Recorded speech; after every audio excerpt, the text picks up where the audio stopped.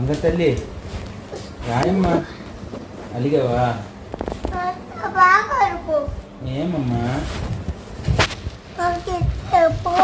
నాకు తిట్టావు పో. బంగ తల్లి రాయమ్మా. నా బంగ తల్లి నువ్వే కదమ్మా, రాయమ్మా. బంగ తల్లి, చిట్టి తల్లి, రాయమ్మా. నీకేది కావాలి? పార్క్ తీసుకెళ్ళలేదని తీసుకెళ్తాను. వాళ్ళకి తీరలేదండి. అమ్మా తల్లి. చెప్పి